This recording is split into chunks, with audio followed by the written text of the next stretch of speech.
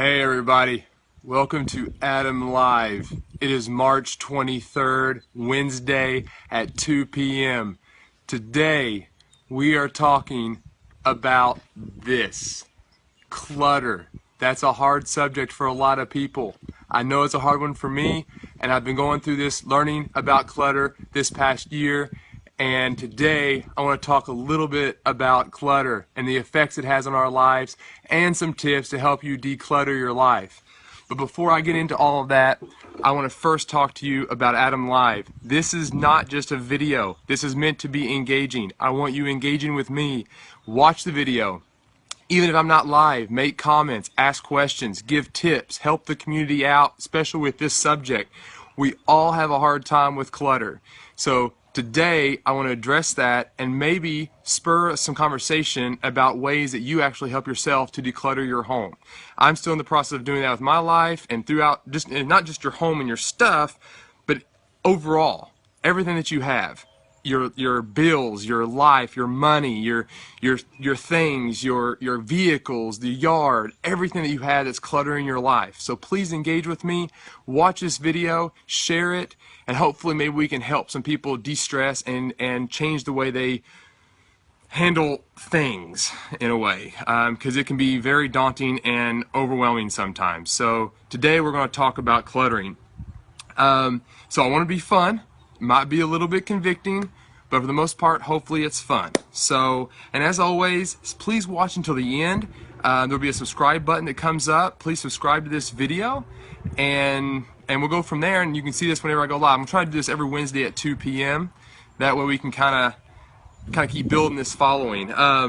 So before I get into the actual topic of cluttering, I want to talk a little bit about my story in a way. I know we all kind of have a problem with holding on to things, and the question I always have is why? Why do we keep the things that we keep? Isn't it kind of negative to keep the stuff and have to keep track of it? Every time we move, we got to then find another place to take it. So I'm going to talk about my story a little bit.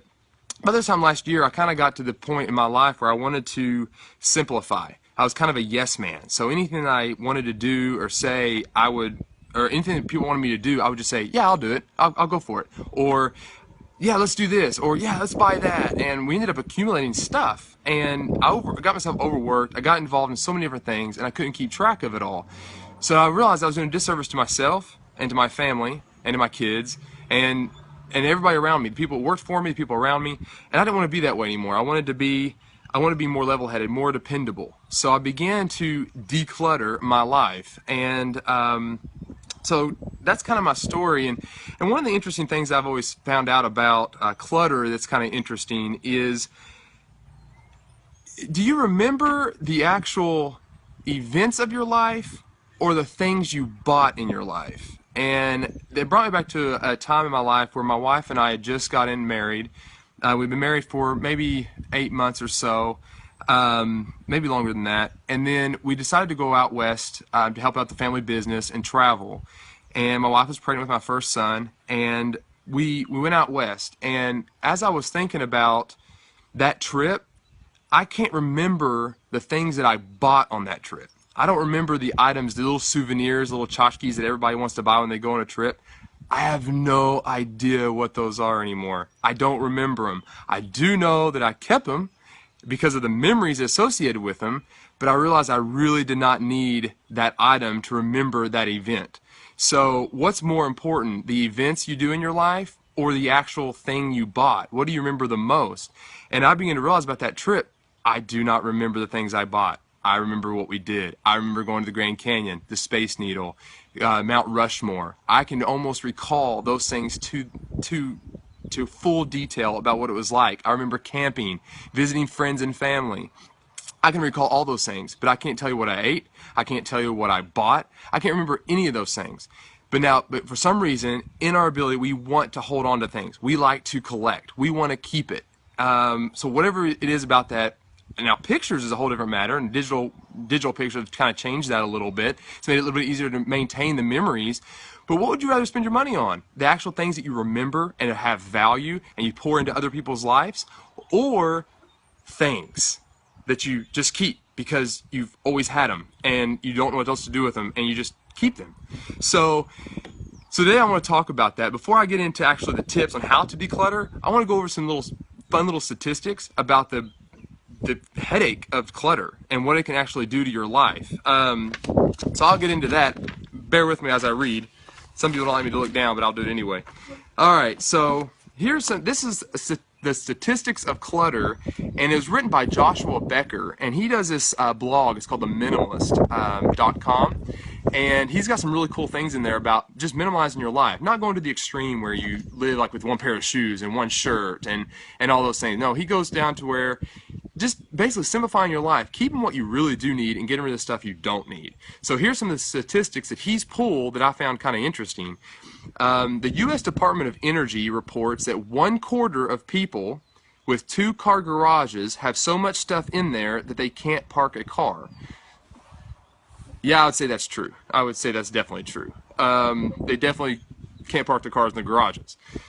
According to the National Soap and Detergent Association, and I checked on this, there is an actual association for soap and detergent.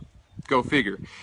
Getting rid of clutter would eliminate 40% of housework in the average home. 40% of the housework you're doing is because of the clutter you're choosing to hold on to. That's a lot of time and money and supplies to keep it clean. The National Association of Professional Organizers reports we spend 1 year of our lives looking for lost items. If you had to ask me to find a certain item in all this, it would take me a while to find it. Time is a valuable asset. It's one of the only assets you can actually control. So do I really want to spend all my life that much time trying to find that item? I don't think so. I don't want to do it. All right. Harris Interactive reports 23% of adults say they pay bills late and incur fees because they lose items. 23% because they lose their bills. If you rent a storage facility to store your excess belongings, you're contributing to, get this, to a $154 billion industry, bigger than the Hollywood film business. No wonder there's storage buildings everywhere around our town. Everywhere. Now you would think they'd all be boat storages, but they're not. They're actually storage for stuff that we don't get rid of. 1 in 11 American households rent a self-storage space and spend over $1,000 a year in rent. I can think of some fun events that I could do with my family for $1,000. It costs an average of $10 a square foot to store items in your home. In a 2008 NAPO survey of 400 consumers nationwide, 27% said they feel disorganized at work. And of those, 91% said they would be more effective and efficient if their workspace was better organized. 28% said they would save over an hour per day, and 27% said they would save 31 to 60 minutes each day. Again, it's about time. You can control that asset. Stephanie Winston, she's the author of The Organized Executive, estimates a manager loses 1 hour a day to disorder, costing the business up to $4,000 a year if earning $35,000 a year or $8,125 a year at $65,000. It's a lot of money. How much are we wasting our lives and our money and our resources on just storing stuff? Just stuff. Keeping it. Because maybe one day we'll use it. One day we might just use that. So please, if you're watching this, make comments, post comments, share this video. Let's try to declutter our lives. I'm telling you, your life will be lifted up a lot easier if you do. Every time you move, you're not moving this stuff to the next location, and then when you move again, you're moving to the next location. And for Pete's sake, don't pass it on to your kids. They don't want it. Get rid of it. Sell it. Sell it. They don't need it. They'll accumulate enough stuff the rest of their life for themselves. Now, antiques, I get that. That's passed down from heirloom to heirloom, from family to family. I get it. But like all your other stuff, like this table, just because I use this table, I don't want my kids to keep this table. Sell the table. All right. So be sure to post comments and stuff. Give your tips on how clutter affects your life. That'd be kind of cool to see. All right. Now, let's go over some tips real quick about how you might be able to declutter. We talked about all the negative stuff. We got that out of the way. So how about we give 10 creative ways to declutter your home? I mean, that would be helpful, right? And this is by the same guy from theminimalist.com, Joshua Becker. I really encourage you to read his stuff. He's even got a podcast. You can go into iTunes, go to the podcast, and just type in The Minimalist, and you can watch their podcast. And it's got some really cool stuff in there. Some of it's kind of off the wall a little bit, and you might not agree with, but for the base premise of the show, it's about simplifying your life, making it easier to do what you do and focus on family and friends and growing relationships versus your stuff. So, all right, so 10 creative ways to declutter your home. All right, so number 1, give yourself 5 solid minutes. So pick one today that sounds appealing, or better yet, pick a random number 1 to 18, read the specific tip, and commit 5 minutes to completing it. So give yourself 5 solid minutes to really fine-tune what it is you're wanting to get rid of. Just focus and pick that and get rid of it. Give away 1 item each day. This is number 2. Give away 1 item each day. So that way you're not really stressed. You're not getting to this place. You get an item and you give one away. Eventually it'll go away. And you're blessing somebody else that probably needs that item that you don't need anymore. All right, fill 1 trash bag. Set a small little goal right now, maybe this week, to fill 1 trash bag a week of stuff you just don't need. Make it simple. Don't overwhelm yourself with this much stuff and trying to take care of it all at once. 1 bag a day or 1 bag a week. Try the this is interesting, the Oprah Winfrey closet hanger experiment. This is what she said. While this idea didn't originate with Oprah, she was the one to help give it notoriety. To identify wardrobe pieces to clear out, hang all your clothes with the hangers in the reverse direction. After you wear an item, return it to the closet with the hanger facing the correct direction. After 6 months, you'll have a clear picture of which clothes you can easily discard. This experiment could also be applied to a number of clutter ideas in your home. Cleaners, toys, linens, tools, hobbies, and craft items. It's a pretty good little tip. Easy to do. All right, number 5, make a list. Simply make a list of places in your home and stuff like that you would like to get decluttered. Kitchen, closets, drawers, things like that. Number 6, take the 12-12-12 challenge. All right, so a simple task of locating 12 items to throw away, 12 items to donate, and 12 items to be returned to their proper home can be a really fun and exciting way to quickly organize 36 things in your house. So the 12-12-12 challenge. 12 items to throw away, 12 items to donate, and 12 items to be returned to their proper home. All right, number 7, change your perspective. Uncluttered offers a powerful approach to decluttering when they offer a number of strategies to help you change your perspective and begin to notice some clutter you may have missed. Among their ideas, take photos of your house. That's actually a good one. When I list a property, photos look different than what you're used to seeing. I'll take a picture of a listing I've just listed, and I'll put it on the MLS, and the seller's calling me saying, "Whoa, that room looks horrible.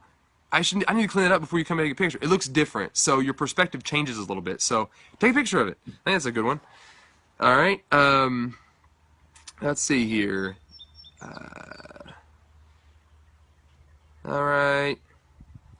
Invite over a toddler. That's a good one. Invite over a toddler. He'll find stuff for you to pick up. He'll probably put it in his mouth and hope he doesn't choke. All right. All right. Now here's another. Number 8. Experiment with numbers. For example, Courtney Carver invented Project 333 to challenge people to wear only 33 articles of clothing for 3 months. If 33 articles of clothing seems too little, adjust the rules as you need by picking a new number. The important thing is to challenge yourself to live with less and see what you learn from the experiment. Use your imagination. Psychology Today recommends, this is number 9, Psychology Today recommends using your imagination to help declutter objects that may seem difficult to remove. Try asking yourself unique questions like, if I was just buying this now, how much would I pay? These creative techniques may prove to be very helpful for some with difficulties removing unneeded clutter. And number 10, the 4-box method. As we first set out on our journey to minimalism, this was a technique most often used in our home. As I set out to declutter an area, I brought 4 boxes: trash, give away, keep, or relocate. Each item in every room was placed into one of the 4 categories. No item was passed over. Each was considered individually. So there's some 10 tips for you. Hope that helps. And that's it for today. That's Adam Live for today. Be sure to stay to the end, subscribe to this video, share it, comment, interact with me. I'll try to do this every Wednesday at 2 o'clock. But anyway, in the meantime, take care, and we'll see you next time.